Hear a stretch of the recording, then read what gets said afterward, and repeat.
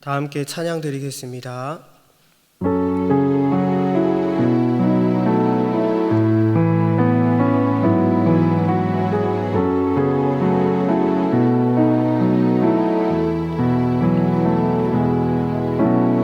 나의 마음은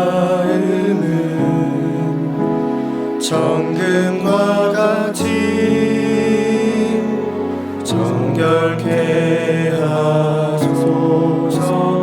나의 마음은 정금과 같이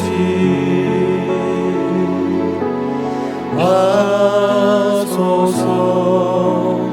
내 영혼에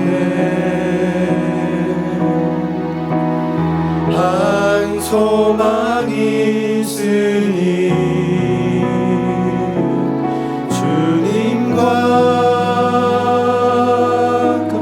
같이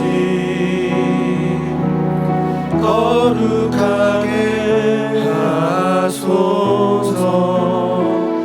나의 삶을 드리니 거룩하게 하소서. 주님 나를 받으소서.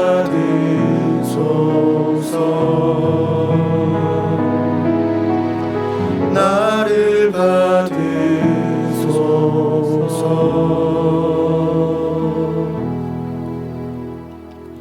이 시간 기도문을 함께 읽으신 후 기도하겠습니다.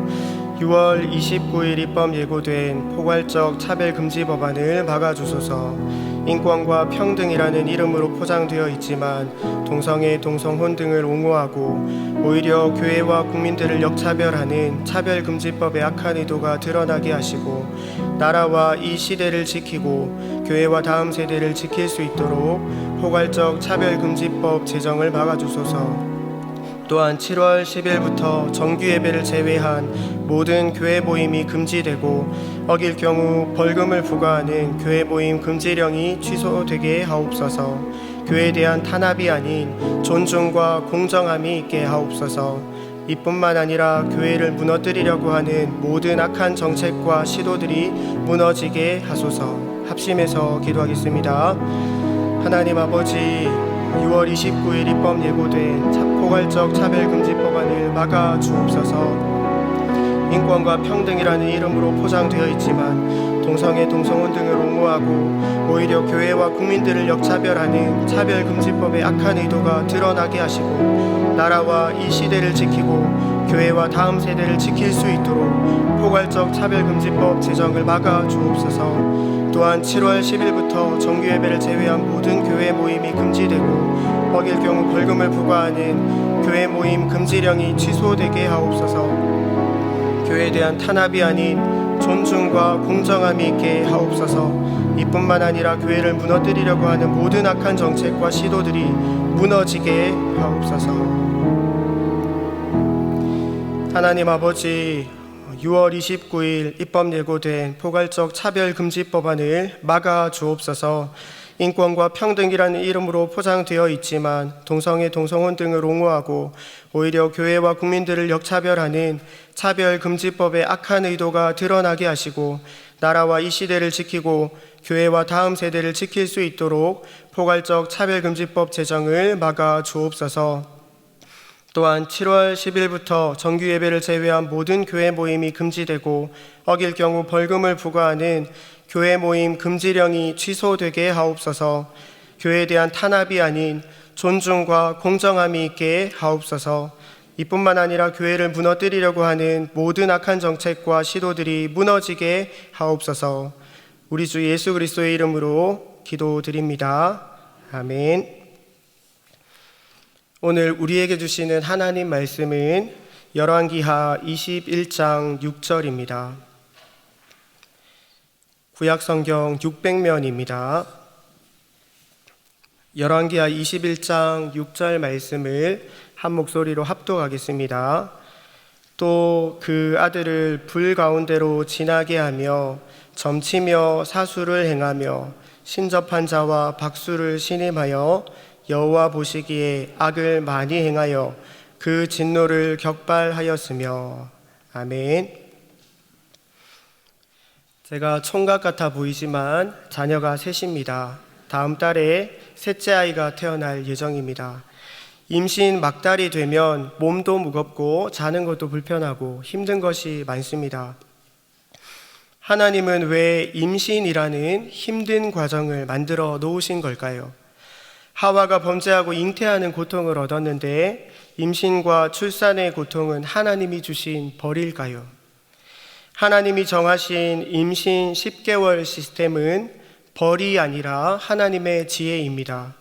부모가 되기 위해서 준비하는 의미 있는 시간입니다. 3가지 정도의 의미가 있다고 생각할 수 있습니다. 첫 번째로, 임신 기간 동안 부모의 정체성을 갖게 됩니다. 모든 사람은 부모로 태어나지 않습니다. 그러다가 어느 날 갑자기 부모가 되는 것입니다. 제 아내가 첫 아이를 임신하고 이제 아빠가 된다는 사실이 저는 얼마나 어색했는지 모릅니다. 하지만 10달의 임신 기간 동안 태명도 지어서 불러주고 병원에서 아기의 심장 소리도 듣고 매일 태어날 아기를 생각하면서 자연스럽게 엄마, 아빠라는 정체성을 갖게 되는 것입니다.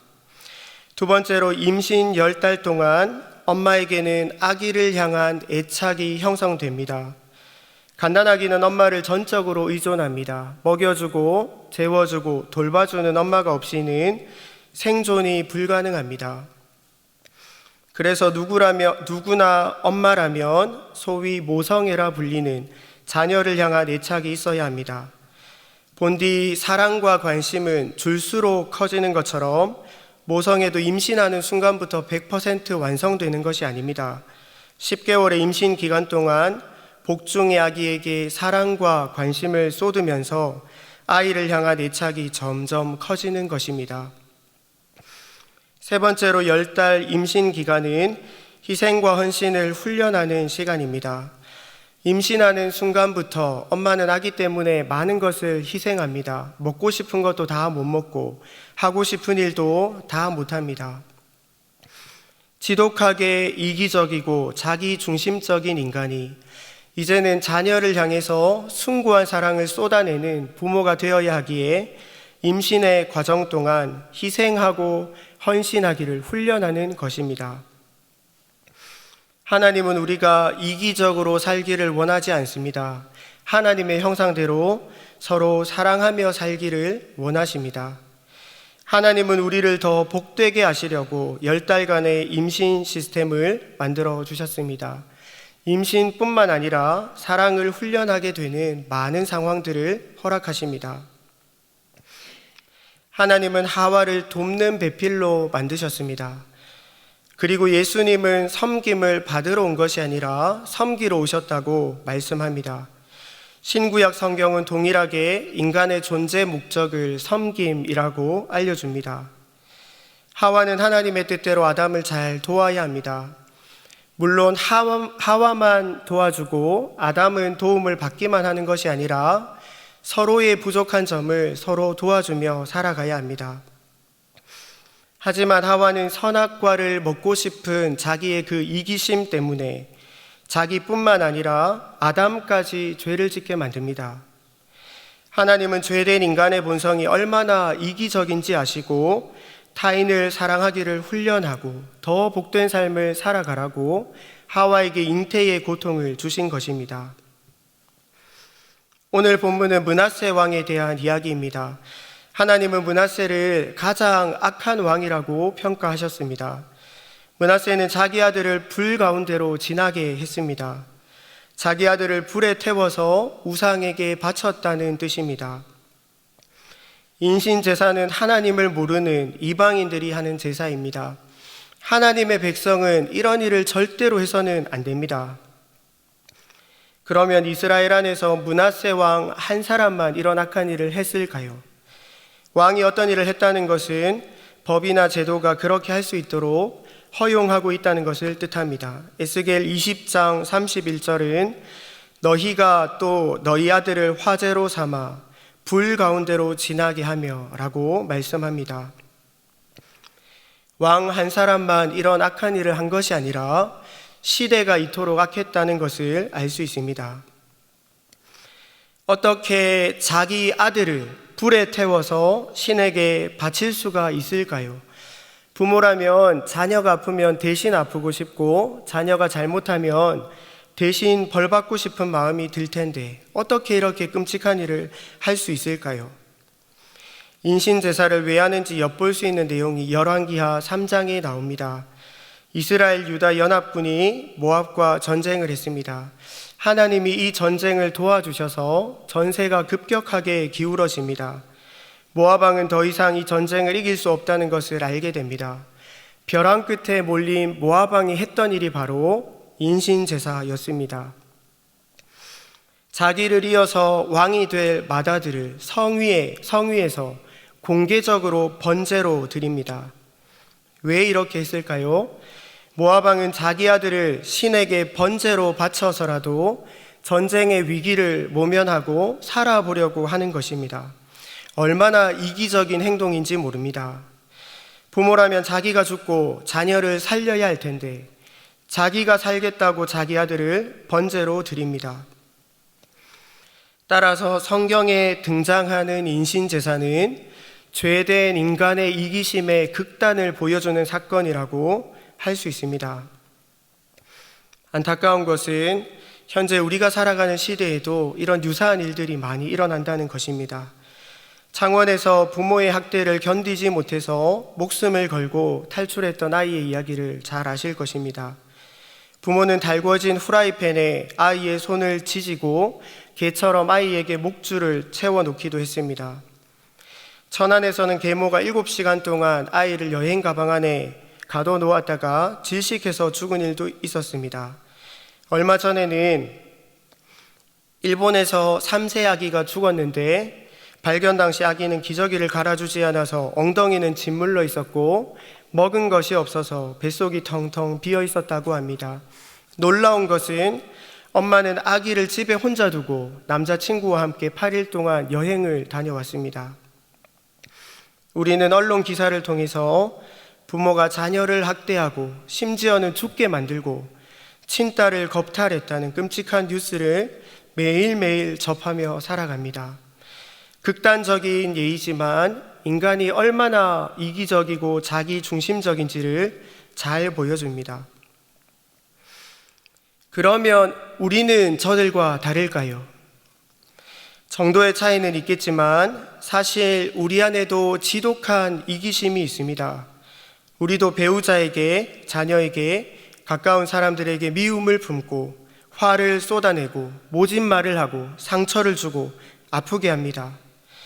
본질은 똑같습니다. 내 중심에 하나님의 마음이 아니라 이기심이 자리 잡고 있다면 우리가 하는 모든 일은 하나님 앞에서 악합니다. 그러면 하나님의 마음은 무엇일까요? 하나님께서 보여주신 사랑은 어떤 사랑일까요? 요한복음 3장 16절은 이렇게 말씀합니다. 하나님이 세상을 이처럼 사랑하사 독생자를 주셨으니. 하나님이 보여주신 사랑은 독생자 아들을 주시는 사랑입니다. 하나님의 사랑은 우리를 위해서 자신이 죽으시는 사랑입니다. 므낫세가 아들을 불에 지나게 한 것을 이해하기 어렵듯이 하나님의 사랑도 이해하기 힘듭니다.